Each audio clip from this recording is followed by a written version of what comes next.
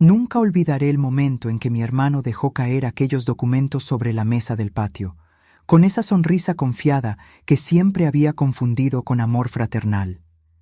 Era el día del compromiso de su hija, y yo acababa de decir en voz alta lo que llevaba meses callando. ¿De dónde sacaste el dinero para esto? Las conversaciones se detuvieron, las copas quedaron suspendidas en el aire, y entonces vino la respuesta que cambiaría todo. Ocúpate de tus asuntos, Marta. Esto no es cosa tuya. Pero lo era, porque ese dinero salía de la cuenta que mi padre me había dejado administrar junto a él. Porque esos fondos eran para el cuidado de mamá, no para fiestas de jardín con carpas importadas y catering de lujo. 3 meses antes, yo no era esta mujer. 3 meses antes, yo todavía creía que la familia lo era todo. El aire olía a rosas y champán caro.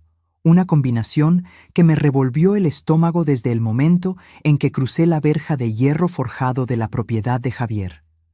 Las luces parpadeaban entre los árboles como luciérnagas domesticadas, creando una atmósfera de cuento de hadas que contrastaba brutalmente con la realidad oscura que yo cargaba en mi bolsillo.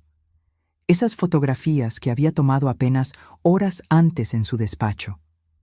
Mi vestido azul marino, el mismo que había usado en el funeral de mi tía hace 3 años, me apretaba en la cintura. No porque fuera pequeño originalmente, sino porque yo había cambiado. El estrés me había hinchado, transformándome en una versión distorsionada de mí misma que apenas reconocía en el espejo. Recuerdo haber pasado junto a grupos de invitados elegantes, sus risas flotando en el aire nocturno como música discordante. Una mujer con un vestido de seda verde brillante reía con la cabeza echada hacia atrás, mostrando un collar de diamantes que probablemente costaba más que todo lo que yo poseía. 2 hombres en trajes impecables discutían sobre inversiones inmobiliarias, gesticulando con copas de cristal que reflejaban las luces de colores. Yo era un fantasma entre ellos, invisible excepto por las miradas ocasionales de curiosidad o lástima. Podía leer sus pensamientos. ¿Quién es esa mujer mayor con el vestido anticuado? ¿Por qué está aquí? Déjenme retroceder. Mi nombre es Marta Valdés, tengo 62 años, y durante la mayor parte de mi vida viví en un apartamento modesto en el barrio de Chamberí, Madrid. Cuando papá murió hace 4 años, dejó claro en su testamento que mamá debía ser cuidada con los fondos de su pensión y ahorros. Mi hermano Javier y yo éramos los albaceas. Él se ocuparía de las inversiones y el papeleo legal. Yo me encargaría del cuidado diario de mamá. Parecía un arreglo justo.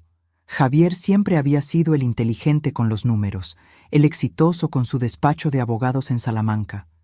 Yo era la hermana mayor, la enfermera jubilada, la que nunca se casó porque siempre estaba cuidando de alguien más. Primero de mis padres, luego de pacientes en el hospital, luego de nuevo de mamá cuando el Alzheimer comenzó a robarle la memoria. Javier me decía que no me preocupara por las finanzas. Tú encárgate de mamá, yo me encargo del dinero.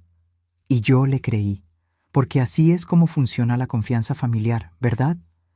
No pides comprobantes a tu hermano, no auditas a tu propia sangre. Pero déjenme contarles más sobre cómo era Javier antes de que todo esto comenzara.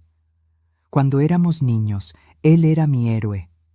7 años menor que yo, con esos ojos marrones que heredó de mamá y esa sonrisa que podía derretir el corazón más duro.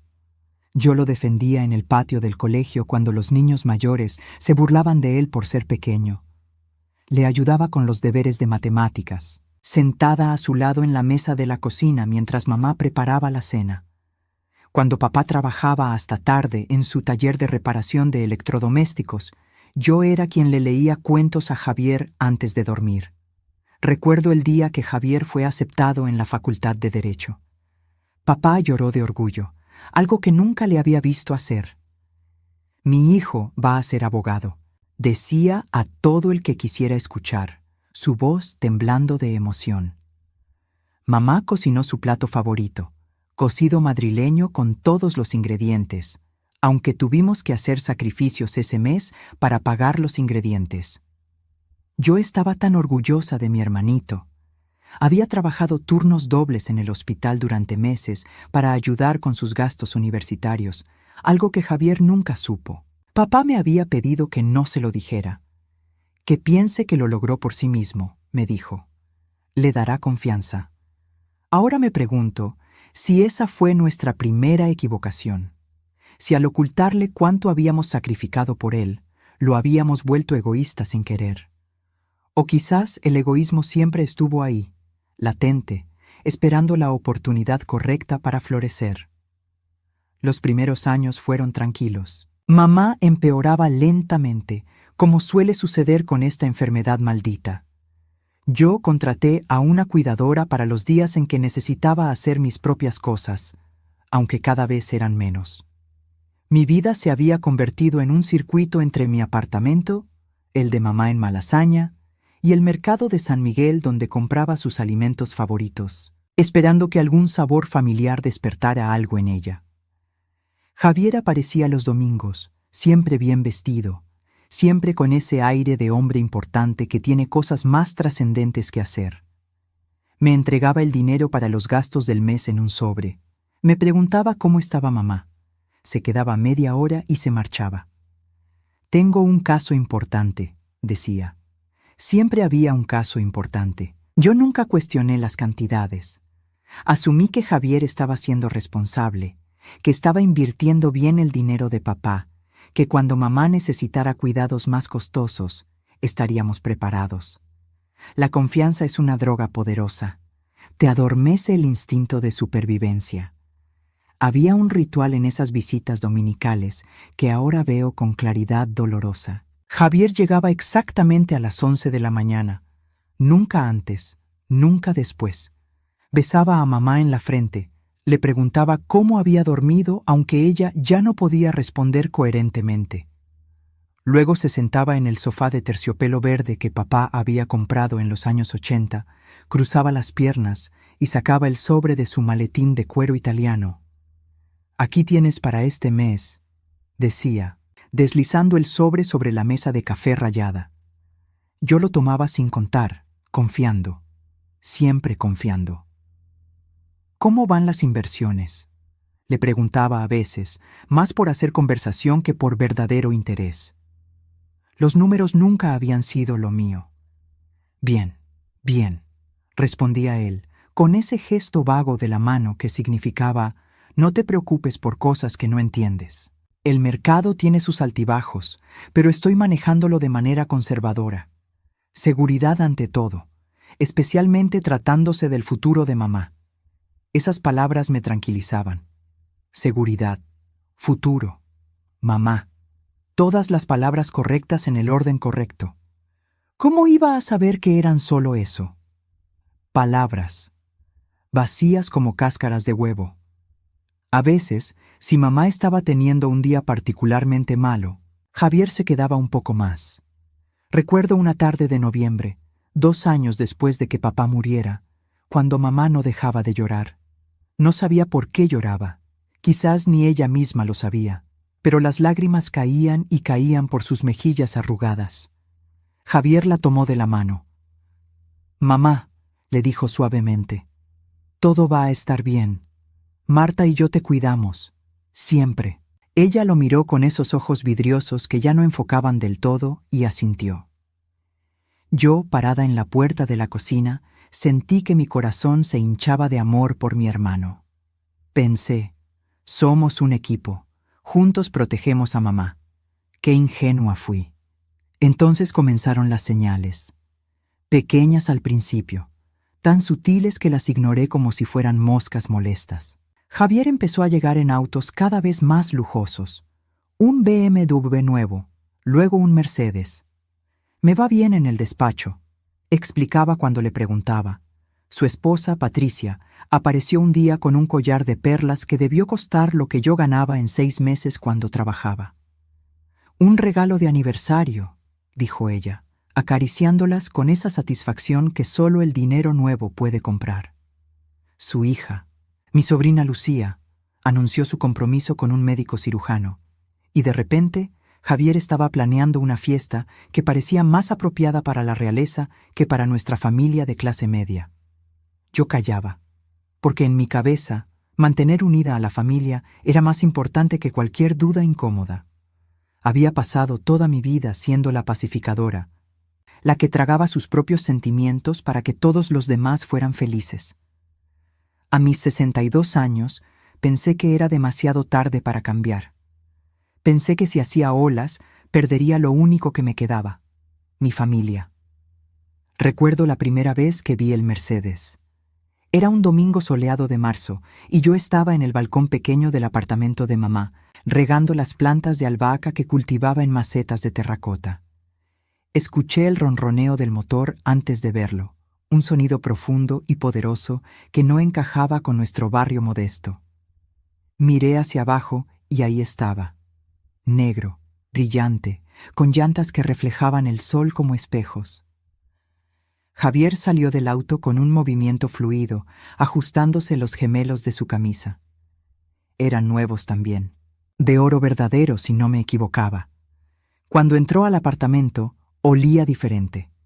No al aftershave barato que papá solía usar y que Javier había adoptado durante años. Esto era algo más refinado, algo que probablemente se vendía en tiendas donde había que pedir cita. Auto nuevo, comenté, tratando de sonar casual, mientras le servía café en una taza desportillada. Ah, sí, dijo él, aceptando la taza sin mirar la grieta en el borde.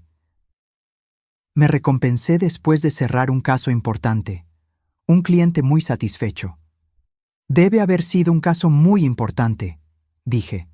Y en mi voz había algo que no pude identificar entonces, pero ahora reconozco como la primera semilla de duda. Él me miró rápidamente, sus ojos evaluándome. Lo fue. Marta, ¿hay algún problema? No, me apresuré a decir. Me alegro de que te vaya tan bien. Y lo decía en serio, o al menos eso me decía a mí misma. Pero esa noche, cuando Javier se había ido y mamá dormía, me senté a la mesa de la cocina con el sobre que me había dado. Lo abrí lentamente, como si fuera a morderme. 300 euros. Los conté 2 veces, la misma cantidad de siempre. Los medicamentos de mamá habían subido el mes anterior. La cuidadora había pedido un pequeño aumento porque había tenido que tomar más horas. El mercado de San Miguel había incrementado sus precios. 300 euros ya no alcanzaban como antes, pero yo había aprendido a estirarlos. Compraba menos carne. Usaba medicamentos genéricos cuando era posible. Me salteaba comidas para asegurarme de que mamá comiera bien. Y mi hermano conducía un Mercedes. Pero el cuerpo habla cuando la boca calla. Comencé a tener migrañas que me dejaban ciega de dolor durante días. Las pastillas ya no funcionaban. Dejé de dormir bien. Me despertaba a las 3 de la madrugada con el corazón acelerado, sin saber por qué. Mi médico me recetó ansiolíticos. Estrés, dijo. Normal a tu edad, cuidando a alguien con Alzheimer. Yo asentí y tragué las píldoras, diciéndome que era solo eso. Estrés. No la intuición gritándome que algo andaba profundamente mal. Las cuentas no cuadraban en mi cabeza, pero yo no era buena con los números. Eso era cosa de Javier. Si él decía que todo estaba bien, todo estaba bien. ¿Quién era yo para cuestionarlo? Sé que ustedes están gritándole a la pantalla ahora mismo. Sé que están pensando, ¿cómo pudiste ser tan ingenua? Pero el amor no es ciego. El amor es paralítico. Te congela en patrones que has seguido toda tu vida, incluso cuando esos patrones te están destruyendo. Las migrañas eran como relámpagos que partían mi cráneo en 2.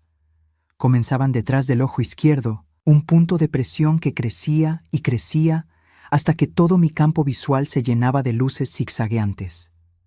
Tenía que encerrarme en mi habitación oscura, con una toalla fría sobre los ojos, respirando lentamente mientras las olas de náusea me golpeaban.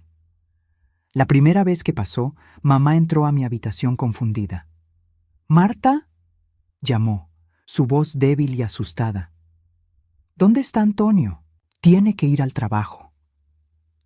Yo me arrastré fuera de la cama, aunque cada movimiento me hacía querer vomitar, y la guié de vuelta a su habitación.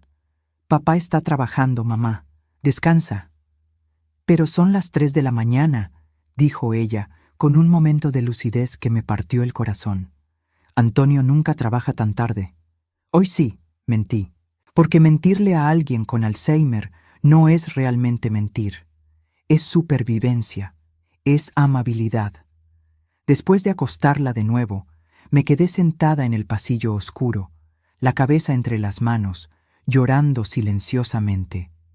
El dolor físico era malo, pero el dolor emocional de ver a mamá desvanecerse día a día era peor. Y debajo de ambos, como un bajo continuo de ansiedad, estaba esa sensación persistente de que algo no estaba bien, algo sobre el dinero, algo sobre Javier, algo que mi mente se negaba a mirar directamente. Los sacrificios que hice no fueron solo financieros, aunque después descubriría cuánto me habían costado. Fueron de salud, de tiempo, de vida. Renuncié a mi propio apartamento para mudarme con mamá cuando ya no podía quedarse sola ni una hora. Vendí mis muebles, mis recuerdos, todo lo que me conectaba con la mujer que había sido antes de convertirme en cuidadora a tiempo completo. Dejé de ver a mis amigas porque no tenía energía para explicarles por qué siempre cancelaba. Dejé de ir al cine, a caminar por el Retiro, a hacer cualquier cosa que no fuera asegurarme de que mamá comiera, se bañara, tomara sus medicinas. Mi mundo se encogió hasta caber en 2 habitaciones y un pasillo con olor a desinfectante. Las noches eran las peores. Mamá deambulaba, confundida, buscando a papá que llevaba 4 años muerto. ¿Dónde está Antonio?, preguntaba, y cada vez me rompía un poco más. Yo dormía con un oído siempre alerta, nunca descansaba de verdad. Mi cuerpo comenzó a ceder. Subí de peso porque comía lo que quedaba de la comida de mamá, sin tiempo para prepararme algo propio. Mis rodillas comenzaron a doler por las noches, levantándola del suelo cuando se caía. Desarrollé una tos persistente que mi médico dijo era por estrés. Todo era por estrés. Había una rutina que se había establecido como un surco profundo en un disco rayado. Me levantaba a las 6 de la mañana, aunque raramente había dormido más de 3 horas seguidas. Primero revisaba a mamá, asegurándome de que no se hubiera caído durante la noche, que no hubiera intentado cocinar algo y dejado el gas abierto. Una vez encontré todos los zapatos del apartamento apilados en la bañera. Otra vez descubrí que había vaciado todo un frasco de azúcar en el fregadero. No servía de nada preguntarle por qué. Ella misma no lo sabía. A las 7 comenzaba el proceso de prepararla para el día. Esto podía tomar entre 30 minutos y 2 horas, dependiendo de si mamá estaba colaboradora o combativa. El Alzheimer tiene esta crueldad particular.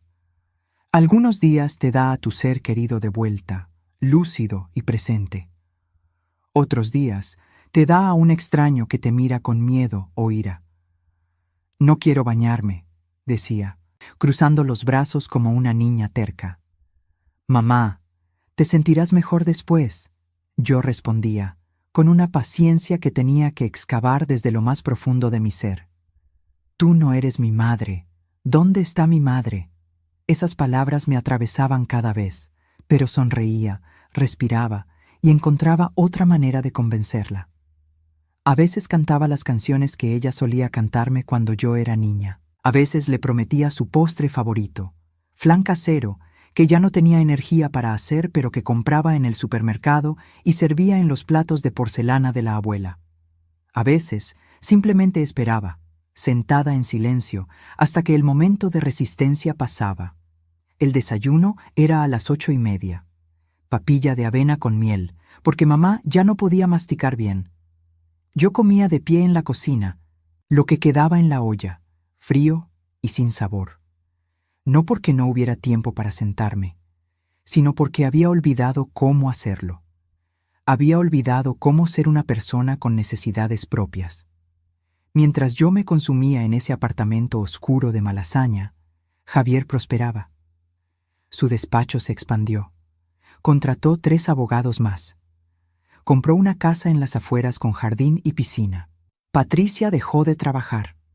Lucía entró a la universidad privada más cara de Madrid, y yo seguía viviendo con 300 euros al mes que Javier me daba para los gastos de mamá. Cuando le pedí más porque los medicamentos habían subido, me miró como si le hubiera pedido la luna. Marta, tenemos que ser prudentes. El dinero de papá no es infinito. Yo asentí. Compré medicamentos genéricos más baratos. Reduje la comida de mamá a lo esencial. Dejé de comprarme ropa nueva. Mis zapatos tenían agujeros en las suelas, pero no importaba porque ya no salía a ninguna parte. Y mientras tanto, Javier planificaba una fiesta de compromiso que costaría más de lo que yo había visto en años. La conversación sobre el dinero adicional tuvo lugar un domingo gris de febrero. Yo había ensayado lo que iba a decir durante días. Había hecho una lista de los gastos, escrita con mi letra temblorosa en un papel arrugado que saqué de mi bolsillo como si fuera una evidencia crucial. Javier, comencé, mi voz sonando demasiado aguda incluso para mis propios oídos. Necesito hablar contigo sobre el presupuesto mensual. Él estaba mirando su teléfono, sus dedos deslizándose por la pantalla con la familiaridad de alguien que vive en el mundo digital. No levantó la vista. Los medicamentos de mamá han aumentado, continué, forzándome a seguir adelante. El nuevo que le recetó el neurólogo cuesta 120 euros al mes. Y Rosa, la cuidadora, necesita más horas, porque yo. Mi voz se quebró. Porque yo no puedo hacerlo sola todo el tiempo. Necesito dormir algunas noches. Eso hizo que levantara la vista. Me miró con lo que podría haber sido preocupación, pero ahora sé que era cálculo. ¿Cuánto más necesitas? 200 euros adicionales, dije rápidamente. Sé que es mucho, pero... Marta, suspiró, guardando su teléfono. El dinero de papá no es un pozo sin fondo. Tenemos que ser responsables, conservadores. ¿Has pensado en medicamentos genéricos? Esto es para el Alzheimer, expliqué. No hay genérico todavía. ¿Y realmente lo necesita? Estos doctores siempre están recetando lo más caro. Me quedé mirándolo, sin poder creer lo que escuchaba. Es mamá, Javier, mamá. Él se frotó la cara con las manos. Un gesto de frustración que yo conocía bien. Está bien, te daré 100 más este mes, pero tienes que encontrar maneras de economizar en otras áreas. Tal vez cocinar más en casa en lugar de comprar comidas preparadas. Yo cocinaba todo en casa. No había comprado una comida preparada en meses, pero no dije nada. Solo asentí, agradecida por los 100 euros extra, como si fueran un regalo generoso en lugar de una migaja de lo que realmente necesitábamos. Esa noche, después de que se fue, me senté con una calculadora y los recibos del mes. Incluso con los 100 euros adicionales, no alcanzaba. Tendría que sacar de mis propios ahorros, lo poco que quedaba de mi pensión de jubilación. Tendría que encontrar comida más barata. Tendría que... ¿Qué? ¿Dejar que mamá sufriera? Terminé llorando sobre esos papeles, mis lágrimas manchando los números hasta que se volvieron ilegibles. Fue en marzo cuando todo empezó a desmoronarse. Mamá había empeorado significativamente. Ya no me reconocía la mitad del tiempo. Los médicos hablaban de que quizás necesitara cuidados más especializados, una residencia. Yo entré en pánico. No quería separarme de ella, pero tampoco sabía si podía seguir así. Le pedí a Javier que nos reuniéramos para hablar sobre las finanzas de mamá. Necesitaba saber cuánto dinero quedaba, si podíamos permitirnos ayuda profesional. Él llegó 1 hora tarde a la cafetería donde habíamos quedado, con su traje de 2.000 euros y su actitud de hombre ocupado. Tengo una reunión en 20 minutos, me advirtió antes de sentarse. Yo saqué una lista de preguntas que había preparado. ¿Cuánto quedaba en la cuenta de papá? ¿Cuánto se había gastado? ¿En qué se había invertido? Javier me miró como si le hubiera hablado en chino. Marta, no te preocupes por eso. Está todo bajo control. Pero yo insistí. Por primera vez en 4 años, insistí. Necesito saber, Javier. Necesito números concretos. La cafetería se llamaba El Rincón de Goya, un lugar pequeño cerca de la calle Alcalá que solíamos frecuentar con papá los domingos después de misa. Elegí ese lugar deliberadamente, esperando que los recuerdos nos ablandaran a ambos, que nos recordaran quiénes éramos antes de convertirnos en estas versiones endurecidas de nosotros mismos. Pero cuando Javier finalmente llegó, con 67 minutos de retraso, no mostró ninguna señal de nostalgia, ni siquiera se disculpó. Solo se dejó caer en la silla frente a mí, pidió un expreso doble al camarero que pasaba y miró su reloj de oro. El tráfico estaba terrible, dijo, como si eso lo explicara todo. Yo había estado sentada ahí durante más de una hora, bebiendo agua con gas, porque no podía permitirme pedir otra cosa, viendo a otras personas tomar café y pasteles, sintiéndome cada vez más pequeña. Había ensayado mi discurso mentalmente cientos de veces, pero ahora, mirando a mi hermano con su traje que probablemente costaba más que mi presupuesto de 3 meses, todas las palabras se me atascaron en la garganta. Javier, finalmente logré decir, tenemos que hablar sobre mamá, sobre su futuro, sobre el dinero. Esa última palabra salió como un susurro, como si decirla en voz alta fuera una transgresión. Él suspiró, sacó su teléfono, fingió revisar algo. «Quedan unos 30.000 euros», dijo finalmente. Yo me quedé paralizada. 30.000. Papá había dejado 200.000 en ahorros, más la pensión de mamá, que eran otros 1.500 al mes. Hice cuentas rápidas en mi cabeza. Incluso si Javier me había estado dando 500 al mes para mamá, cosa que no era cierta, eso serían 24.000 en 4 años. ¿Dónde estaban los otros 176.000?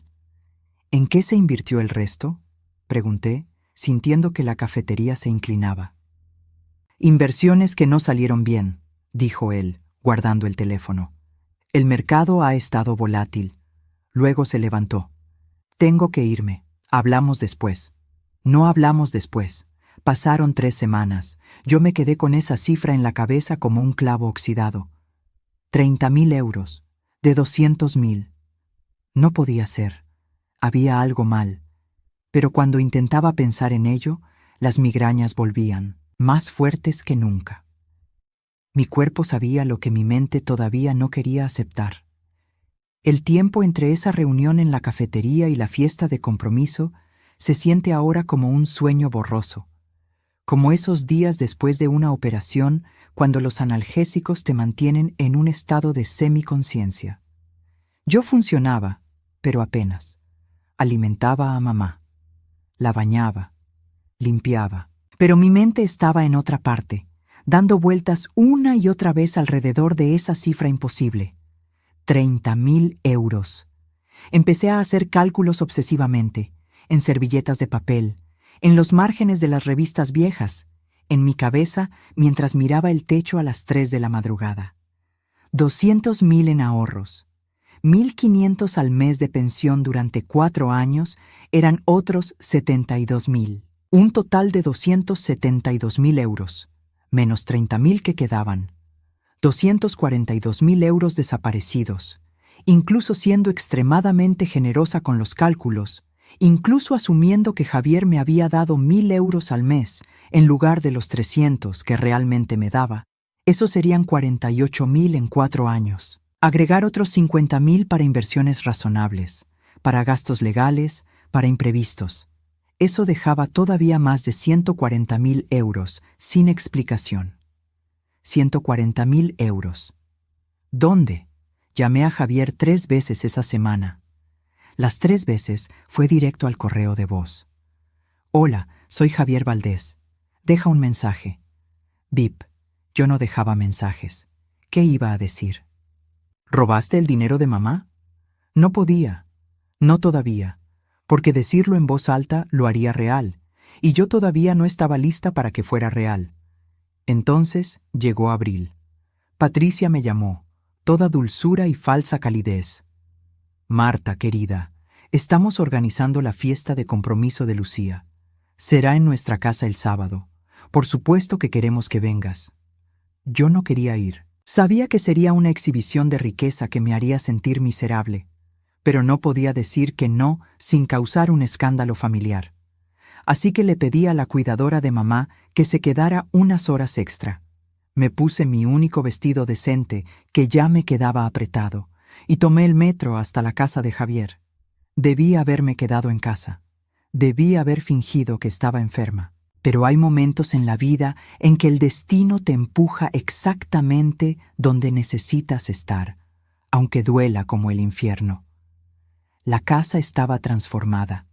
Carpas blancas en el jardín, luces de hadas colgando de los árboles, meseros con bandejas de champán, un cuarteto de cuerdas tocando música clásica. Había al menos 100 invitados, todos vestidos como si fueran a una boda real. Yo me sentí como un espantapájaros entre pavos reales. El viaje en metro desde Malasaña hasta la casa de Javier en las afueras tomó casi una hora. Me senté junto a la ventana, mirando mi reflejo fantasmal en el cristal oscuro, mientras el tren atravesaba túneles y emergía brevemente a la luz antes de sumergirse de nuevo en la oscuridad. Había un grupo de adolescentes riendo en los asientos detrás de mí, sus voces agudas y llenas de vida. Una pareja joven se besaba despreocupadamente frente a mí. Un hombre mayor dormitaba con un periódico sobre el pecho. Vidas normales. Vidas no complicadas por traiciones y números que no cuadraban. Cuando finalmente llegué a la parada, tuve que caminar otros 20 minutos hasta la urbanización donde Javier había comprado su casa. Era un barrio que no había existido cuando éramos niños, una de esas comunidades cerradas con guardias de seguridad y jardines perfectamente cuidados. Me sentí fuera de lugar inmediatamente, con mi vestido barato y mis zapatos con las suelas desgastadas. El guardia en la entrada me miró con sospecha. ¿A quién viene a ver? A la familia Valdés, dije, mi voz sonando más pequeña de lo que pretendía. Soy la hermana de Javier. Él consultó una lista. Me miró de arriba a abajo como si dudara que alguien como yo pudiera estar relacionada con alguien como Javier, y finalmente me señaló la dirección. Última casa a la derecha. Caminé por calles inmaculadas con nombres cursis. Calle de los Rosales. Avenida de los Cerezos. Todo tan perfecto que parecía artificial, como un decorado de película. Las casas eran enormes, con jardines que requerían jardineros profesionales, con autos en las entradas que costaban más que todo lo que mamá y papá habían ganado en sus vidas. Y luego vi la casa de Javier. Era incluso más grande de lo que recordaba de la única vez que había estado ahí, para una cena navideña 2 años atrás. 3 pisos, paredes blancas, un techo de tejas rojas que brillaba bajo el sol de la tarde. Y el jardín. Dios mío, el jardín. Lucía me vio y vino a abrazarme, pero fue un abrazo rápido, de compromiso.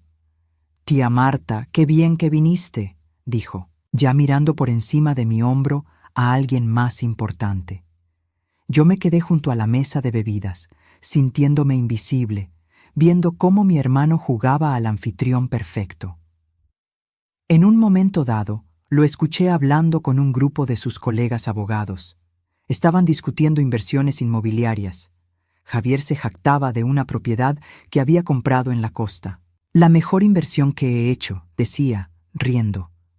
Algo dentro de mí se rompió. Una propiedad en la costa. Mientras mamá vivía con medicamentos genéricos y yo con zapatos rotos. Mientras él me decía que el dinero de papá se había perdido en inversiones fallidas. Fui al baño, me encerré en un cubículo y lloré en silencio con las manos tapándome la boca para que nadie me oyera. Cuando salí, me lavé la cara, me miré en el espejo. Había una mujer vieja ahí, demacrada, asustada. No la reconocí. El baño de invitados era más grande que mi habitación en el apartamento de mamá. Azulejos de mármol cubrían las paredes hasta el techo. Había toallas de mano bordadas con las iniciales V en hilo dorado. El jabón líquido olía a lavanda francesa y venía en un dispensador de cristal. Los grifos eran de lo que parecía ser oro real, o al menos una imitación muy cara. Me quedé mirándome en el espejo durante mucho tiempo. 62 años me devolvían la mirada, pero parecía que tuviera 80. Mi cara estaba demacrada, con líneas profundas alrededor de la boca y los ojos. Mi piel tenía ese tono grisáceo de alguien que no ve suficiente sol, que no come suficiente comida nutritiva. Mi cabello, que una vez había sido oscuro y brillante como el de mamá, ahora era una masa de gris apagado que había intentado peinar lo mejor posible, pero que se había vuelto rebelde con la humedad de la noche. ¿Cuándo había empezado a desmoronarme? ¿Había sido gradual o había habido un momento específico en que dejé de importar, incluso para mí misma? Me mojé la cara con agua fría, tratando de reducir la hinchazón de llorar. Pero era inútil. Los años no se lavan con agua. El dolor no desaparece porque quieras que desaparezca. Entonces decidí hacer algo que nunca había hecho. Decidí buscar. Patricia estaba ocupada con los invitados. Javier estaba en el jardín. Subí las escaleras hasta el estudio de mi hermano, el corazón latiéndome tan fuerte que pensé que me delataría. La puerta estaba entreabierta. Entré. El escritorio estaba ordenado, demasiado ordenado, pero había un archivador. Lo abrí, las manos temblándome, carpetas etiquetadas. Impuestos, casa, inversiones. Y entonces vi una que decía Herencia A.V. Antonio Valdés. Papá, la saqué, la abrí, y ahí estaba. Contratos, transferencias, retiros, cantidades que me marearon. 100.000 euros transferidos a una cuenta a nombre de Javier, 50.000 más en gastos de gestión, 30.000 en consultoría legal, todo con la firma de Javier, todo autorizado por él mismo como albacea, todo robado, porque eso es lo que era, robo, de su propia familia, de su propia madre, de mí. Saqué el teléfono con manos temblorosas. Hice fotos de cada página, cada transferencia, cada contrato falso. Las lágrimas me cegaban, pero seguía haciendo fotos. Evidencia. Necesitaba evidencia.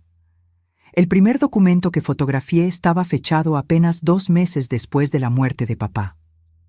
Transferencia de fondos, 50.000 euros. Concepto, honorarios de gestión de patrimonio. Firmado por Javier Valdés en su calidad de albacea. No había segunda firma, no había supervisión. Solo Javier moviendo dinero de la cuenta de papá a su propia cuenta personal, dándose a sí mismo honorarios que nunca habían sido autorizados. El segundo documento era aún peor. Inversión en propiedad inmobiliaria, 75.000 euros. Pero cuando leí los detalles, vi que la propiedad estaba a nombre de Javier, no a nombre del patrimonio, no a nombre de mamá, a nombre de Javier Valdés. Había comprado una casa de verano con el dinero de mamá y la había puesto a su propio nombre. Seguí fotografiando, las manos temblando tanto que tuve que tomar algunas fotos varias veces para que salieran enfocadas. Cada documento era una nueva puñalada. Cada transferencia era otra traición. Y todo estaba ahí, en blanco y negro, meticulosamente archivado, como si Javier ni siquiera pensara que alguien vendría a buscar. Como si estuviera tan seguro de mi lealtad ciega, de mi obediencia de toda la vida, que ni siquiera se molestó en esconderlo bien. 172.000 euros. Eso era el total cuando terminé de fotografiar todo. 172.000 euros robados durante 4 años. Un robo tan sistemático, tan deliberado, que no podía ser excusado como error o mal juicio. Era crimen puro. Entonces, escuché pasos en las escaleras. Guardé todo rápidamente. Cerré el archivador. Salí del estudio, justo cuando Patricia aparecía en el pasillo. «Marta, ¿qué haces aquí arriba?» Su tono era suspicaz. «Buscaba el baño». Mentí. El de abajo estaba ocupado. Ella me miró con esos ojos de halcón que siempre me habían hecho sentir inferior. «El baño está al otro lado del pasillo», dijo, señalando. Yo asentí, fui al baño que ella indicó, me encerré de nuevo. Me senté en el inodoro cerrado con el teléfono en las manos, mirando las fotos. La verdad en blanco y negro. Mi hermano me había estado robando durante 4 años, y no solo a mí, a mamá, a la memoria de papá. Me quedé ahí hasta que mis piernas se durmieron. Luego bajé, con esas fotos quemándome en el bolsillo como carbones encendidos. Javier estaba en el jardín, rodeado de risas y copas de champán. Lo miré y vi a un extraño, un ladrón con la cara de mi hermano. No planeaba confrontarlo ahí. Iba a irme a casa, a procesarlo todo, a pensar qué hacer. Pero entonces Javier pidió atención. Golpeó su copa con una cuchara. El cuarteto dejó de tocar. Todos se volvieron hacia él. Y empezó un discurso sobre la familia, sobre el amor, sobre cómo estaba orgulloso de poder darle a su hija esta fiesta maravillosa. Gracias a Dios, dijo, por bendecirnos con la capacidad de celebrar de esta manera. La capacidad, como si fuera trabajo suyo, como si ese dinero fuera suyo. Algo dentro de mí explotó. Quizás fueron los 4 años de migrañas. Quizás fue ver a mamá olvidándose de su propio nombre mientras Javier bebía champán de 400 euros la botella. Quizás fue simplemente que ya no me quedaba nada que perder. Levanté la voz. Javier. El jardín se quedó en silencio. Él me miró, sorprendido. ¿De dónde sacaste el dinero para esto? La pregunta cayó como una bomba. Patricia dejó de sonreír.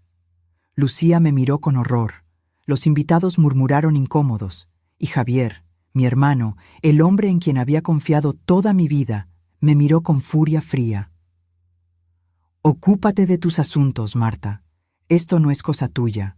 El silencio que siguió fue tan completo que pude escuchar el viento moviendo las hojas de los árboles, el tintineo distante de una copa contra otra, el latido frenético de mi propio corazón.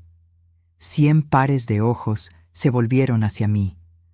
Sentí el peso de sus miradas como manos físicas presionando contra mi pecho. Durante un segundo, casi retrocedí. Casi murmuré una disculpa y me escabullí hacia la salida como el ratón asustado que había sido toda mi vida. Pero entonces pensé en mamá, en cómo había confiado en Javier para cuidarla, en cómo papá había confiado en nosotros dos para trabajar juntos, en esas fotos en mi teléfono que mostraban la verdad fea y brutal. Pero yo ya había cruzado el puente. Ya no había vuelta atrás. Si es cosa mía, dije caminando hacia él. Porque ese dinero sale de la cuenta de papá, de la cuenta que se supone es para mamá, para su cuidado. ¿O me equivoco? Los murmullos se intensificaron. Javier se puso rojo. «Estás borracha», dijo. «Estás avergonzándote a ti misma». Yo saqué el teléfono. «No estoy borracha, y tengo pruebas, fotos de tus transferencias, de tus contratos falsos, de todo el dinero que has estado robando durante 4 años».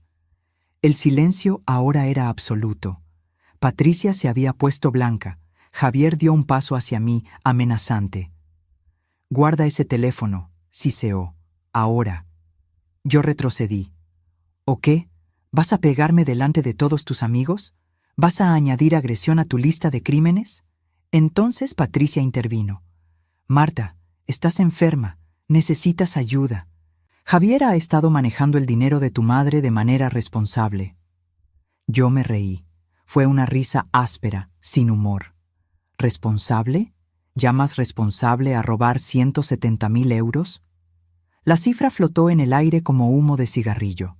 Los invitados comenzaron a retirarse discretamente. Nadie quiere estar presente cuando una familia se destruye públicamente. Javier trató de salvar la situación. «Marta sufre de estrés severo», dijo a los que quedaban. «Cuida de nuestra madre y a veces la confusión». Yo lo interrumpí. «No estoy confundida. Sé exactamente lo que he visto, y mañana mismo voy a ir a un abogado, a la policía si es necesario». Lucía empezó a llorar. «Tía, ¿cómo puedes arruinar mi fiesta?» Yo la miré, esta chica que había crecido con todo lo que yo nunca tuve, educada con dinero robado, y sentí una tristeza profunda. «Cariño», le dije suavemente, «tu padre arruinó mucho más que una fiesta». Entonces Javier me agarró del brazo, fuerte, dolorosamente. «Vete», me dijo en voz baja.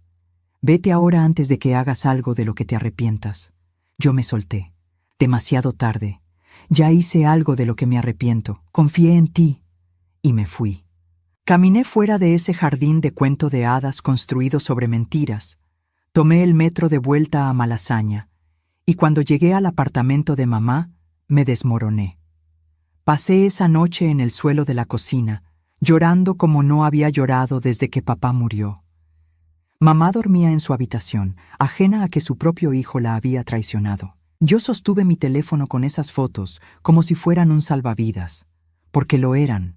Eran lo único que tenía para probar que no estaba loca, que no había imaginado nada, que mi hermano me había robado a mí y a nuestra madre durante años mientras yo me sacrificaba por ella. Más tarde supe que la investigación mostró que víctimas de abuso financiero por familiares tienen 3 veces más probabilidades de desarrollar depresión severa. Yo ya vivía eso sin saber que tenía un nombre. Pensé que era débil. Pensé que era mi culpa. Ahora sé que era víctima. Y esa noche, llorando en ese suelo frío, decidí que no iba a seguir siendo víctima. Iba a luchar. El suelo de linóleo estaba frío contra mi mejilla. Podía ver debajo del refrigerador donde una capa de polvo se había acumulado junto con algunas migas antiguas. Debería limpiar ahí, pensé absurdamente. Debería mover el refrigerador y limpiar debajo, como si eso importara. Como si la limpieza pudiera de alguna manera restaurar el orden en un mundo que se había vuelto caótico. Mi teléfono vibró. Un mensaje de Javier. Has cometido un terrible error. Esto tendrá consecuencias. Lo bloqueé inmediatamente. Luego bloqueé a Patricia también, anticipando que ella sería la próxima. No quería sus amenazas. No quería sus mentiras. Solo quería... ¿qué? ¿Justicia? ¿Venganza? ¿O simplemente que se reconociera la verdad? Me arrastré al sofá mientras el cielo se aclaraba con el amanecer. No había dormido. No podía. Mi mente giraba y giraba, procesando, planificando, aterrándose. ¿Qué iba a hacer ahora? No tenía dinero para un abogado. No tenía conexiones. No tenía nada excepto esas fotos y una furia ardiente que mantenía a raya el miedo. Pero no sabía cómo. No tenía dinero para un abogado. Apenas tenía dinero para comer. Javier controlaba todo. ¿A quién podía recurrir? Mis amigas se habían alejado. Mi familia era él. Estaba sola, completamente sola. Me levanté del suelo cuando el sol comenzaba a salir. Me lavé la cara. Preparé el desayuno de mamá. La ayudé a vestirse. Hice todo mecánicamente, como un robot. Pero en mi cabeza, algo había cambiado. Ya no era la Marta que tragaba todo en silencio. Era alguien nuevo. Alguien que había visto el fondo y decidido que la única dirección posible era hacia arriba. Pasaron 2 días. Javier no llamó. Patricia tampoco. Era como si hubiera dejado de existir para ellos. Quizás esperaban que me rindiera, que volviera a mi lugar de hermana callada y obediente. Pero yo no podía.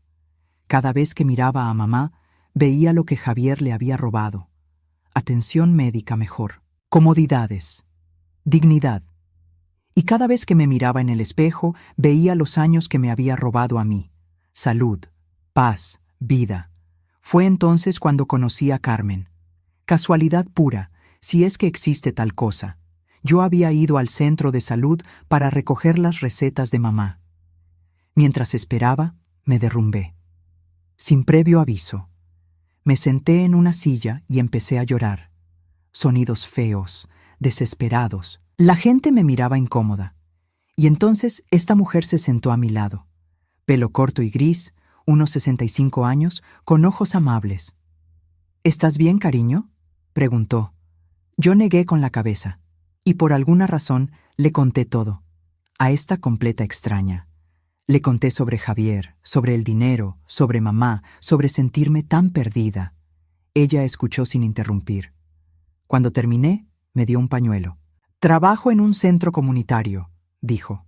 Ayudamos a personas en situaciones como la tuya. Tenemos grupos de apoyo, servicios legales gratuitos. No estás sola. Me dio una tarjeta. Yo la tomé con manos temblorosas. ¿De verdad puedes ayudarme? Ella sonrió. No yo sola. Pero hay todo un equipo. Y sí, podemos ayudarte.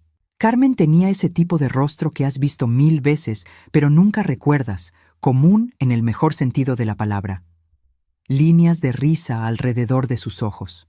Manos con manchas de la edad, pero fuertes, capaces. Llevaba un suéter de lana simple y jeans, con zapatos prácticos que habían visto mucho caminar.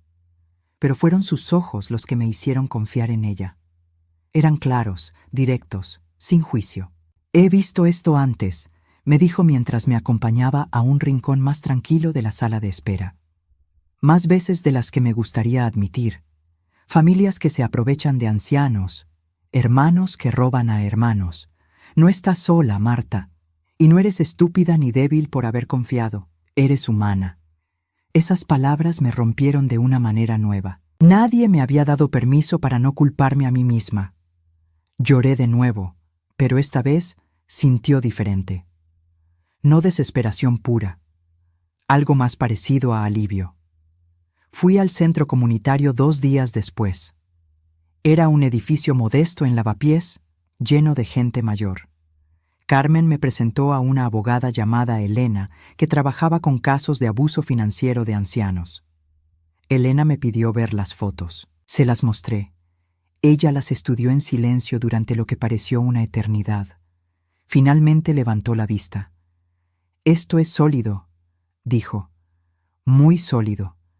¿Estás preparada para ir contra tu hermano legalmente?» Yo dudé. La lealtad familiar es un veneno que tarda en salir del sistema. «No sé si puedo», admití. Elena se inclinó hacia adelante. «Marta, esto no es solo sobre ti, es sobre tu madre. Es sobre todas las personas mayores que son explotadas por sus propios familiares. Los estudios globales estiman que 142 millones de ancianos sufren alguna forma de abuso en todo el mundo. Tu madre es una de ellos. ¿Vas a dejar que Javier se salga con la suya?» Esas palabras me golpearon como agua fría. No era solo yo, era mamá, era papá, cuya memoria había sido mancillada. Era cada peso que Javier había robado mientras yo pasaba hambre. Elena era una mujer de unos 45 años, con cabello negro recogido en un moño estricto y gafas con montura roja que le daban un aire de eficiencia competente. Tenía un pequeño despacho en el centro comunitario, apenas más grande que un armario, con estantes repletos de carpetas y libros legales. Pero la manera en que me miró, la atención completa que me dio, me hizo sentir que mi caso era el único que importaba. «Déjame explicarte el proceso», dijo, sacando un bloc de notas. «Primero, documentamos todo. Cada transferencia, cada gasto, cada mentira. Luego presentamos una denuncia formal, solicitando una auditoría completa del patrimonio. El juez asignará un contador forense que revisará todas las cuentas. Si encuentra irregularidades, que las encontrará basándome en lo que me has mostrado, tu hermano tendrá que devolver el dinero. Y si el caso es lo suficientemente flagrante, también enfrentará cargos criminales». «¿Cuánto tiempo toma?», pregunté, mi voz apenas un susurro. «Depende, unos meses, tal vez más. No voy a mentirte. Marta, será duro. Tu hermano contratará abogados caros. Intentará desacreditarte. Dirá que estás confundida, que estás resentida, que estás mentalmente incompetente. Tienes que estar preparada para eso». Pensé en mamá, en su rostro cuando ya no me reconocía, en las noches que pasaba deambulando buscando a papá. Pensé en los medicamentos que no podía permitirme, en los zapatos con agujeros, en los 4 años de mi vida que había dado mientras Javier se enriquecía. «Estoy preparada», dije. «¿Qué tengo que hacer?», pregunté. Elena sonrió. «Primero, documentamos todo. Segundo, presentamos una denuncia. Tercero, solicitamos una auditoría completa de la cuenta de tu padre. Y cuarto, recuperamos lo que es tuyo». Sonaba simple. No lo fue. Pasé las siguientes semanas recopilando cada documento que pude encontrar. Recibos, extractos bancarios viejos que había guardado sin saber por qué, correos electrónicos de Javier prometiendo cuidar bien del dinero. Todo fue al archivo de Elena. Mientras tanto, Me uní al grupo de apoyo del centro. Ahí conocí a otras personas, mayormente mujeres, que habían sido explotadas por familiares. Escuchar sus historias fue doloroso, pero también liberador. No estaba sola. No estaba loca. Esto le pasaba a muchas personas, y algunas habían ganado. Habían recuperado su dinero. Habían recuperado su dignidad. Yo podía hacer lo mismo. El grupo me enseñó algo crucial. La familia no es quien comparte tu sangre, es quien te apoya cuando todos los demás te abandonan. El grupo de apoyo se reunía todos los martes por la tarde en una sala con sillas dispuestas en círculo. Había café terrible en una cafetera vieja y galletas que alguien siempre traía. La primera vez que fui, estaba aterrada. ¿Qué iba a decir? ¿Cómo iba a contarle a extraños mi vergüenza? Pero entonces una mujer llamada Dolores compartió su historia. Su hijo la había convencido de vender su casa y darle el dinero para invertir. Él había gastado todo en su adicción al juego. Ella había terminado viviendo con una amiga, sin un centavo. Me sentía tan estúpida, dijo Dolores, sus manos retorciendo un pañuelo en su regazo. ¿Cómo una madre no ve lo que su propio hijo es? Porque queremos creer lo mejor de las personas que amamos, respondió Carmen suavemente. Porque la confianza es un acto de amor, no de estupidez. Otra mujer, Ana, había sido explotada por su hermana, que la había convencido de firmar un poder legal. La hermana había vaciado todas las cuentas bancarias de Ana y luego había desaparecido. Ana había pasado 2 años luchando legalmente para recuperar algo. ¿Recuperaste el dinero?, pregunté. Parte, dijo Ana. No todo. Pero lo más importante que recuperé fue mi voz, mi capacidad de decir no, mi habilidad de confiar en mí misma de nuevo. Esas mujeres se convirtieron en mi familia verdadera. Me llamaban entre sesiones para ver cómo estaba. Me enviaban mensajes de apoyo cuando sabían que tenía reunión con Elena. Una vez, cuando no tenía dinero para la comida al final del mes, aparecieron en mi puerta con bolsas de comestibles. No es caridad, dijo Dolores firmemente cuando intenté rechazarlas. Es familia cuidando de familia. Mientras yo construía mi caso, Javier intentó contactarme. Primero fueron mensajes amables. Marta, hablemos como adultos. Yo los ignoré. Luego fueron amenazas veladas. Estás cometiendo un error. Esto va a destruir a la familia. Yo las ignoré también. Finalmente, Patricia apareció en mi puerta. Yo no la dejé entrar. Hablamos a través de la puerta cerrada. Javier está dispuesto a llegar a un acuerdo, dijo. Te dará 50,000 si dejas esto. 50,000, de los 170 que había robado, como si fuera generoso. Dile a Javier que nos vemos en los juzgados, respondí. Patricia se fue hecha una furia. Esa noche, Javier me llamó. Esta vez contesté. Su voz era diferente, fría. Vas a arrepentirte de esto, Marta. Voy a demostrar que estás incompetente para cuidar de mamá. Voy a quitártela. Esa amenaza me heló la sangre. Pero Elena me había advertido que vendría. Es un farol, me había dicho. No tiene caso. Tú has sido la única cuidadora de tu madre. Los registros médicos lo prueban. Aún así, esa noche no pude dormir. La posibilidad de perder a mamá era peor que perder el dinero. La llamada de Javier vino a las 11 de la noche, mucho después de que hubiera acostado a mamá.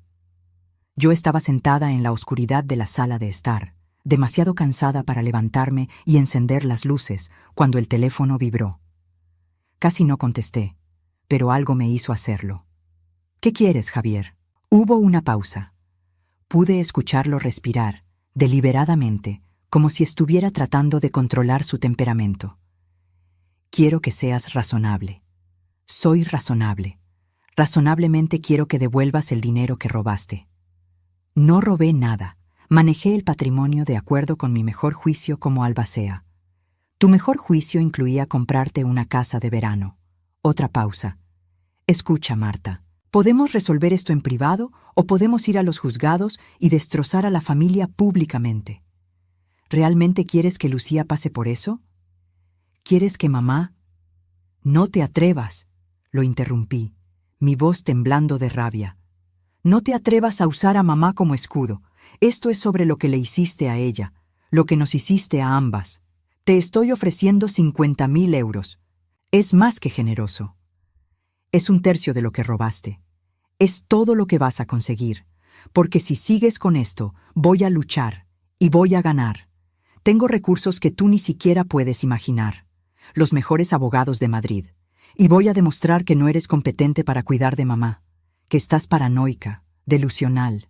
Te la voy a quitar y la voy a meter en una residencia donde reciba cuidados apropiados, no lo que sea que tú llamas cuidado. Esa amenaza me golpeó como un puñetazo físico. No puedes hacer eso. Puedo, y lo haré. Así que piénsalo bien, Marta. 50.000 euros y todos seguimos adelante. O guerra total y pierdes todo, incluyendo a mamá. Colgó antes de que pudiera responder. Me quedé sentada en la oscuridad, temblando. ¿Podía realmente quitarme a mamá? Elena había dicho que no, pero Elena no conocía el alcance de las conexiones de Javier, su habilidad de manipular el sistema. ¿Y si tenía razón? ¿Y si yo perdía todo? Pero entonces pensé en papá, en lo que él habría querido. Justicia, verdad, integridad, no arreglos turbios y silencio comprado. Al día siguiente le dije a Elena sobre la amenaza de Javier. Ella tomó notas meticulosas, su rostro serio pero no alarmado. Es una táctica de intimidación, me aseguró. Y vamos a documentarla. Cada amenaza, cada intento de soborno. Todo va a nuestro archivo. Está cavando su propia tumba. Pasaron 6 semanas desde la fiesta de compromiso hasta que Elena presentó la denuncia formal. Fue el día más aterrador de mi vida, porque una vez que ese documento se entregó, no había vuelta atrás. La familia estaría rota para siempre. Yo me preguntaba si estaba haciendo lo correcto, si valía la pena. Entonces miraba a mamá, cada día más frágil, más perdida, y sabía que sí. Javier recibió la notificación una semana después. Me llamó 23 veces ese día. Yo no contesté ninguna. Lo que tenía que decir, lo diría en el juzgado. Elena solicitó una auditoría completa de la herencia. El juez la aprobó. Un contador forense fue asignado. Y entonces empezó el verdadero trabajo. El contador tardó 2 meses en revisar todo. Durante ese tiempo, Javier contrató al mejor abogado defensor de Madrid. Intentó demostrar que las transferencias eran legítimas, que yo había aprobado los gastos, que estaba confundida. Su abogado me pintó como una mujer mayor, estresada, posiblemente con problemas cognitivos, ella misma. Fue humillante. Pero yo tenía algo que Javier no tenía. Tenía la verdad. El período de espera mientras el contador forense hacía su trabajo fue una agonía particular. Cada día me despertaba preguntándome si habría noticias, si el proceso avanzaba, si había cometido un terrible error. Elena me llamaba semanalmente con actualizaciones, pero principalmente eran variaciones de «todavía están revisando documentos». Mientras tanto, la vida continuaba su marcha inexorable. Mamá empeoró. Hubo un incidente en que intentó cocinar a las 2 de la madrugada y casi provocó un incendio. Otro en que salió del apartamento en camisón y la policía la encontró vagando 3 calles más allá, buscando la casa de su infancia que había sido demolida 30 años atrás. Tuve que instalar cerraduras adicionales, contratar más horas de cuidado, gastar dinero que apenas tenía. Y todo el tiempo sabía que si Javier hubiera sido honesto, si hubiera manejado el patrimonio correctamente, tendríamos recursos más que suficientes para darle a mamá todo lo que necesitaba. La rabia me mantenía despierta por las noches, no rabia fría y calculadora, sino rabia caliente y visceral que me hacía querer gritar. Pero no podía gritar porque mamá se asustaría. Así que apretaba los dientes y limpiaba y cocinaba y cuidaba. Y guardaba toda esa rabia para cuando finalmente viera a Javier en el juzgado. Durante este tiempo, las mujeres del grupo de apoyo se convirtieron en mis salvavidas. Dolores me enseñó técnicas de respiración para cuando la ansiedad me abrumaba. Ana me acompañó a una cita con el contador forense cuando tuve que dar testimonio sobre los gastos de mamá. Carmen simplemente estuvo ahí, una presencia constante que me recordaba que no estaba sola. El informe del contador fue devastador para Javier. Confirmó que 172.000 euros habían sido transferidos irregularmente de la cuenta de papá a cuentas personales de Javier. Que los contratos que él había creado para justificar esos gastos eran falsos. que había violado su deber como albacea de manera flagrante y criminal. El abogado de Javier trató de argumentar que eran errores administrativos. El juez no lo compró. Programó una audiencia para escuchar testimonios. Esa audiencia fue 3 meses después de mi explosión en la fiesta. Yo tuve que testificar. Tuve que sentarme frente a Javier y contar cómo me había robado, cómo me había mentido, cómo había usado el dinero de mamá para comprarse una vida de lujo mientras yo vivía en la pobreza. Fue la cosa más difícil que he hecho en mi vida. Javier me miraba con odio puro. Patricia lloraba en la galería. Lucía no vino. No podía culparla. Su mundo se estaba derrumbando y ella ni siquiera había hecho nada malo. Era víctima también de las mentiras de su padre. El día de la audiencia amaneció gris y lluvioso, como si el cielo mismo llorara por lo que estaba a punto de suceder. Me vestí con cuidado, eligiendo un vestido azul oscuro que Elena me había ayudado a comprar en una tienda de segunda mano. Presentable pero no próspera, había dicho. Queremos que el juez vea exactamente cómo has estado viviendo. Carmen vino conmigo. Se sentó en la galería pública, sus manos juntas en su regazo, dándome fuerza silenciosa. Las otras mujeres del grupo querían venir también, pero el espacio era limitado.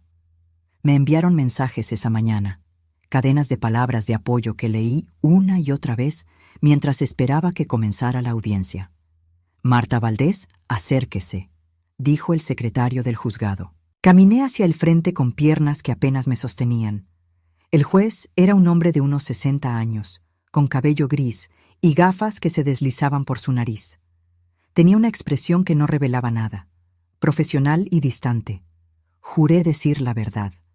Mi mano temblaba sobre la Biblia. Elena me hizo preguntas primero. ¿Cuánto tiempo había cuidado a mamá? ¿Cuánto dinero recibía mensualmente de Javier? ¿Qué gastos tenía mamá? Era territorio familiar, y respondí con voz firme. Luego vino el turno del abogado de Javier. Era un hombre alto con traje a rayas que probablemente costaba más que todo lo que yo poseía. Se acercó a mí con una sonrisa que no alcanzó sus ojos. Señora Valdés, ¿es cierto que nunca se casó ni tuvo hijos? Sí. ¿Y es cierto que dedicó su vida a cuidar a otros, primero como enfermera y luego como cuidadora de su madre? Sí. Suena como una vida algo, aislada.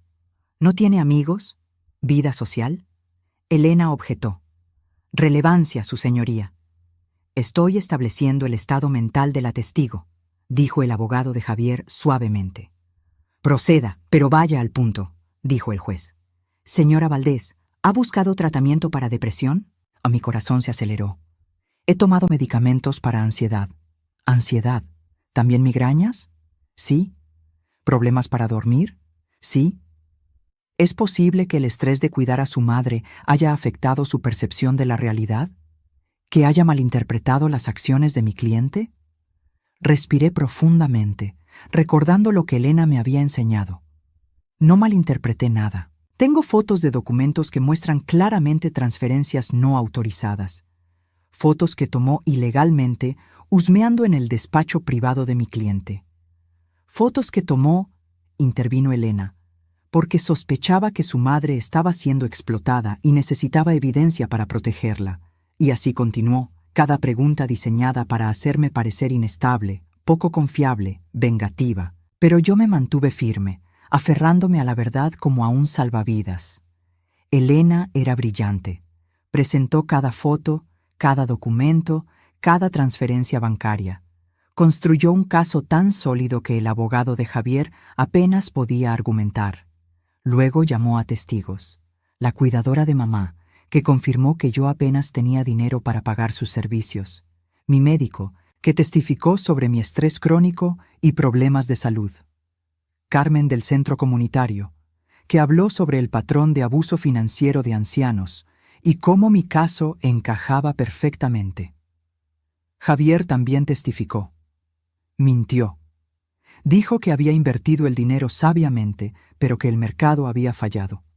Dijo que me había dado más dinero del que yo recordaba. Dijo que yo estaba resentida porque él había tenido más éxito en la vida.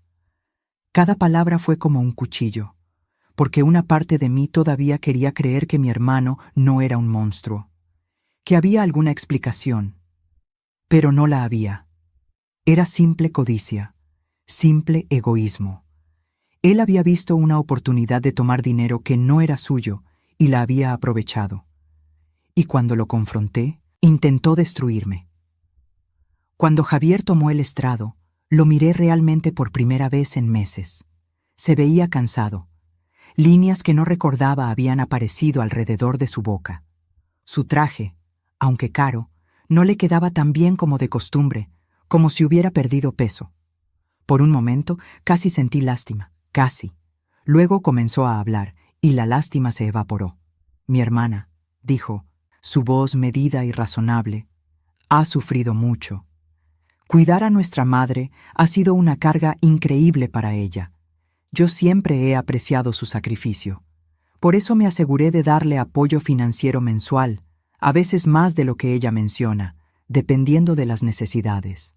Mentira, documentada como mentira por los extractos bancarios que Elena había obtenido. En cuanto a las transferencias de la cuenta de mi padre, cada una fue hecha con cuidadosa consideración por el futuro de mi madre. Invertí en propiedades porque son inversiones estables. Desafortunadamente, el mercado inmobiliario sufrió una caída inesperada. Perdí dinero, sí, pero fue un riesgo calculado, hecho con las mejores intenciones. Mentira. Las propiedades estaban a su nombre, no al nombre del patrimonio, y nunca habían sido vendidas o generado ingresos para mamá. Mi hermana, continuó, su voz bajando a un tono de tristeza, está resentida, siempre lo ha estado. Yo logré tener una carrera exitosa, una familia. Ella eligió otros caminos, y ahora, en su dolor y cansancio, está buscando a alguien a quien culpar. Me mordí el interior de la mejilla tan fuerte que saboreé sangre. No podía gritar, no podía interrumpir. Solo podía sentarme y escuchar mientras mi hermano me pintaba como una solterona amargada, celosa de su éxito. Elena lo destrozó en el contrainterrogatorio. Señor Valdés, ¿puede mostrar algún documento que indique que su hermana aprobó estas transferencias? Era albacea, no necesitaba su aprobación. Pero su padre lo nombró coalbacea junto con ella, ¿no es cierto? Lo que implica que las decisiones importantes debían ser consultadas. Interpretaciones legales pueden variar. ¿Puede explicar por qué las propiedades que compró con el dinero del patrimonio están a su nombre personal? Una pausa. Fue por razones fiscales. Mi contador sugirió. ¿Tiene documentación de esa sugerencia? Otra pausa. Tendría que revisar mis archivos. Señor Valdés, ¿alguna vez consideró que su madre podría necesitar cuidados de residencia? ¿Que el dinero que usted gastó podría ser necesario para ese propósito? Mi madre está siendo bien cuidada por mi hermana, con 300 euros al mes. Cuando los medicamentos de su madre solo cuestan más de 100, cuando una cuidadora profesional cobra al menos 1.200 al mes. Javier no tenía respuesta para eso. El juez deliberó durante una semana. Fueron los 7 días más largos de mi vida. Elena me dijo que el caso era fuerte, pero uno nunca sabe. Los abogados caros pueden hacer milagros a veces. Yo preparé a mamá para la posibilidad de que perdiéramos. Aunque ella no entendía realmente lo que estaba pasando, yo le hablaba como si pudiera. Papá estaría orgulloso de nosotras, le decía. Estamos luchando. La sentencia llegó un martes lluvioso de julio. Elena me llamó temprano. Ganamos, dijo simplemente. Yo no podía hablar. Ganamos, Marta. El juez falló a tu favor en todo. Me senté en el suelo. Las lágrimas vinieron, pero eran diferentes esta vez. No de dolor, de alivio, de justicia. El juez ordenó a Javier devolver los 172.000 euros completos, más intereses. También ordenó una investigación criminal por fraude y malversación de fondos. Javier enfrentaría cargos penales. Su reputación como abogado estaba arruinada. Su matrimonio también, resultó. Patricia pidió el divorcio 2 meses después. Cuando Elena me dijo que habíamos ganado, mi primer pensamiento fue, «Papá, lo logramos». Mi segundo pensamiento fue, «No puedo creerlo. Y mi tercer pensamiento, el que me hizo llorar de verdad, fue: mamá está a salvo. La sentencia completa llegó por correo 2 días después. Era un documento grueso, lleno de lenguaje legal que apenas entendía. Pero Elena se sentó conmigo y me lo explicó página por página.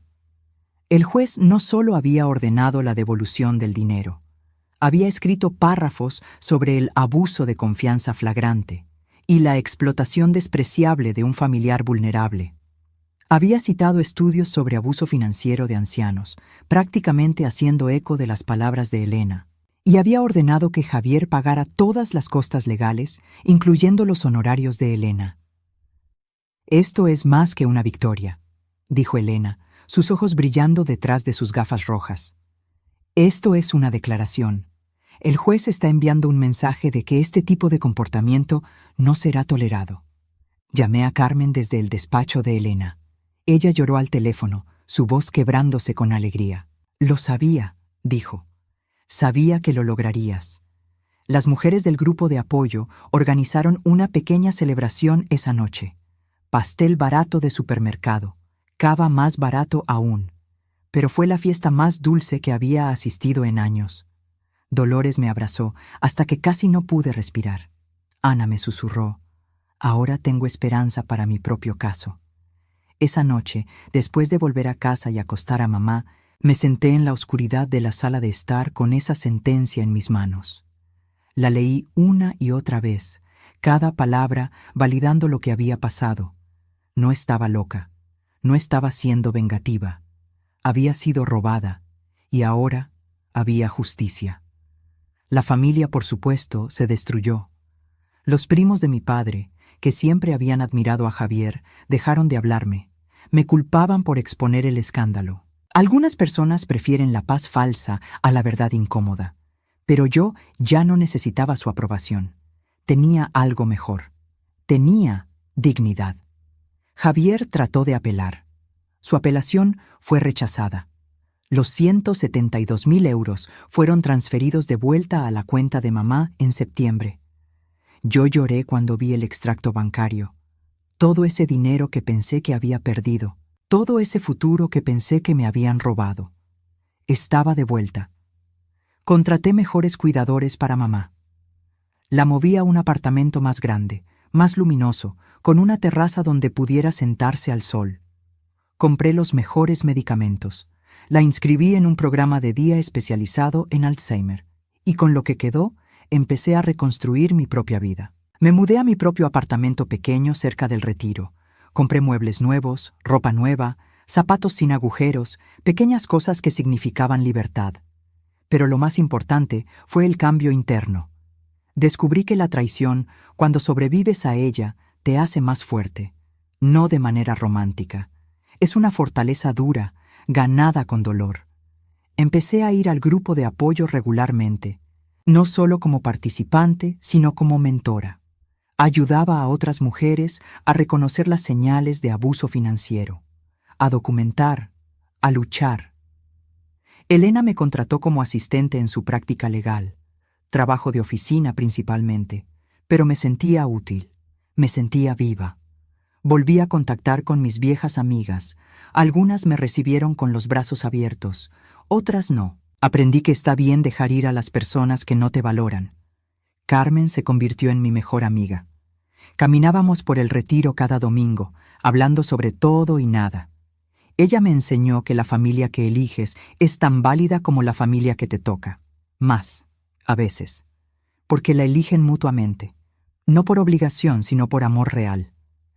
El trabajo con Elena comenzó modestamente. Archivaba documentos, respondía teléfonos, preparaba café. Pero gradualmente empecé a hacer más. Ayudaba a entrevistar clientes nuevos, especialmente mujeres mayores que se sentían más cómodas hablando con alguien que había pasado por lo mismo. Elena me enseñó términos legales básicos, cómo organizar archivos de casos, cómo identificar patrones de abuso. «Tienes un don para esto», me dijo un día, mirándome por encima de sus gafas. «Las personas confían en ti, y tienes una perspectiva que ningún libro de leyes puede enseñar». Descubrí que había satisfacción en ayudar a otras personas a pelear sus batallas.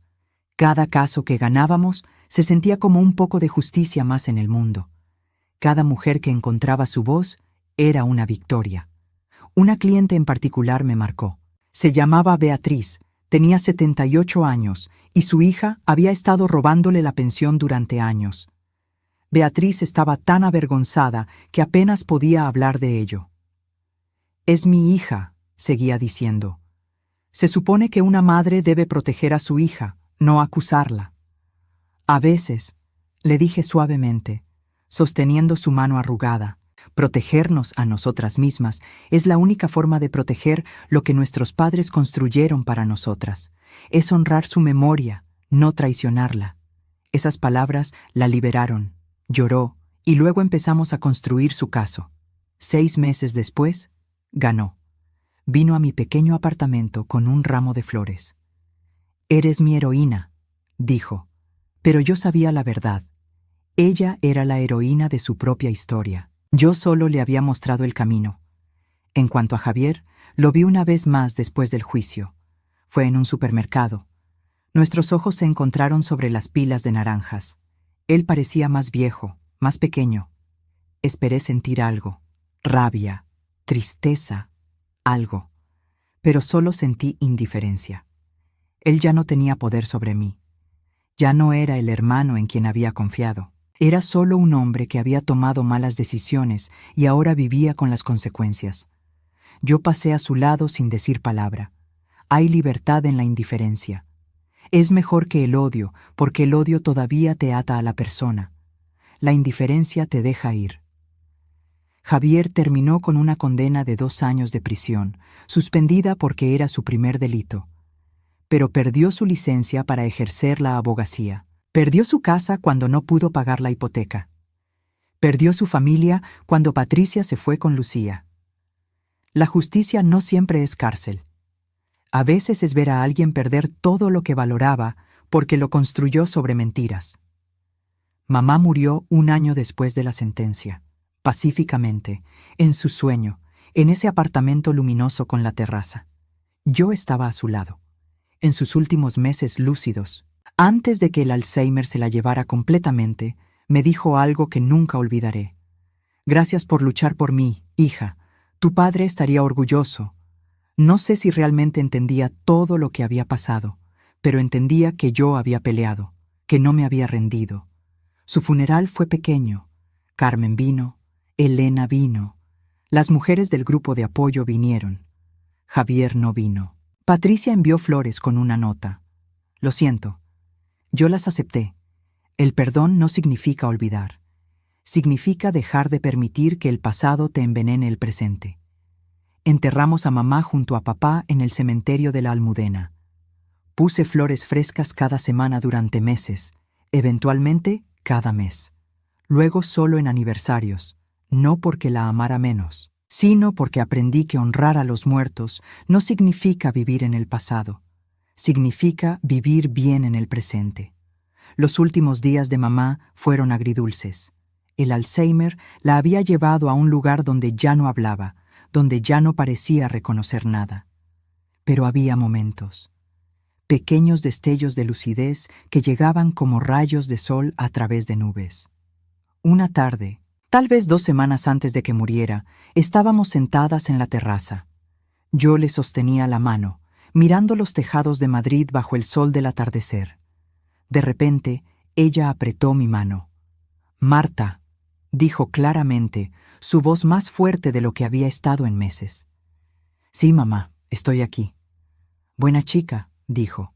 «Siempre buena chica, como tu padre». Y luego se fue de nuevo, sus ojos volviéndose distantes, pero esas palabras me sostuvieron durante las semanas difíciles que siguieron. Cuando murió, sentí una mezcla de dolor y alivio. Dolor por la pérdida de la mujer que me había criado, que me había cantado canciones de cuna, que me había enseñado a cocinar cocido madrileño, pero alivio de que su sufrimiento había terminado.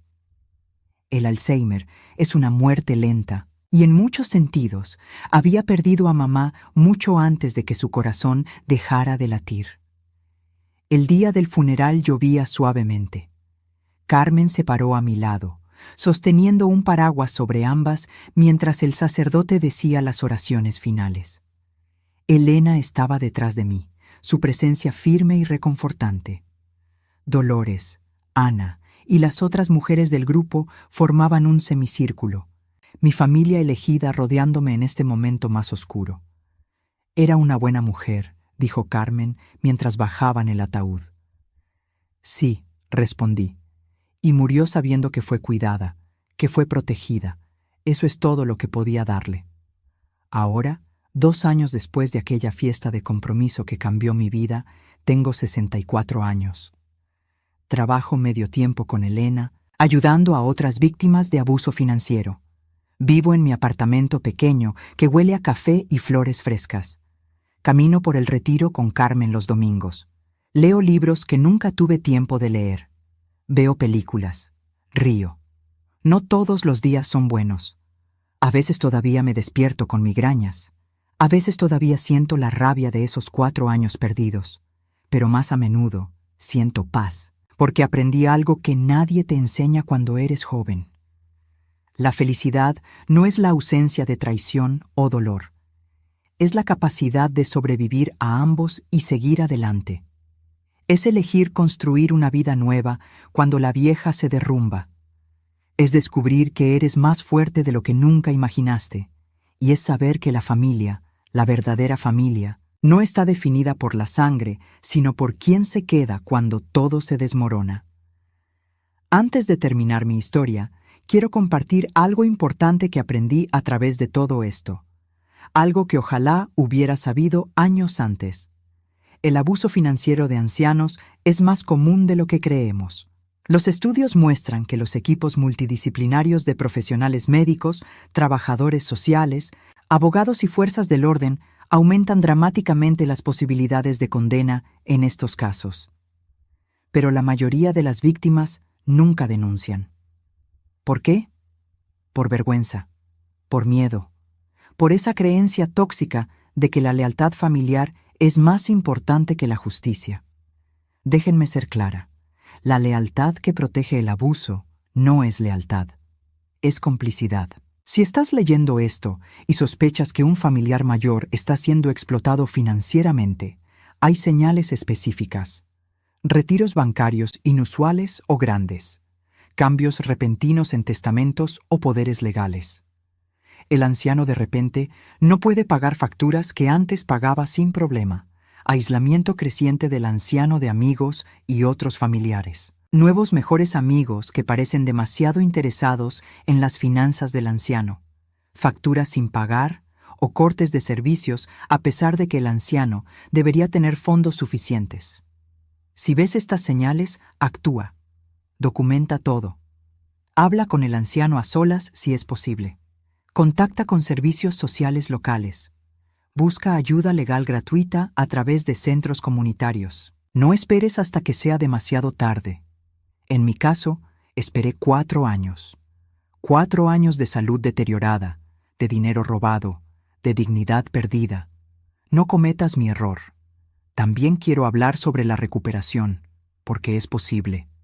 Cuando estás en medio del trauma, parece que nunca terminará, que siempre te sentirás rota. Pero el cerebro humano es extraordinariamente resiliente. La terapia ayuda. Los grupos de apoyo ayudan. Pero lo que más ayuda es tomar acción. No venganza impulsiva, sino pasos concretos hacia la justicia y la reconstrucción. Cada pequeño paso me hizo sentir menos víctima y más sobreviviente. Documentar las pruebas, consultar con un abogado, unirme al grupo de apoyo, presentar la denuncia, testificar en la corte. Cada uno de esos pasos fue aterrador, pero cada uno también me devolvió un poco de poder. Y con el poder vino la curación. Hoy trabajo específicamente con mujeres mayores que están saliendo de situaciones de abuso familiar. Les digo lo mismo que Carmen me dijo a mí. No estás sola. Hay sistemas de apoyo. Hay leyes que te protegen. Hay gente que se preocupa. Solo tienes que dar el primer paso, por difícil que sea. Ese primer paso para mí fue hacer esas fotos en el estudio de Javier. ¿Cuál será el tuyo? Gracias por quedarte conmigo hasta el final de esta historia. Sé que fue larga, sé que fue dolorosa en partes, pero espero que también haya sido útil. Espero que si alguien está pasando por algo similar, sepa que la salida existe, que la justicia es posible, que la vida después de la traición puede ser hermosa, incluso más hermosa que antes, porque la construyes tú misma, sin mentiras. Me encantaría saber de dónde me estás escuchando y qué hora es allí. Déjamelo en los comentarios. Y si esta historia te tocó de alguna manera, si te hizo sentir algo, por favor, dale me gusta. Ayuda a que más personas la encuentren, más personas que quizás la necesiten escuchar. También me gustaría saber qué habrías hecho tú en mi lugar. ¿Habrías confrontado a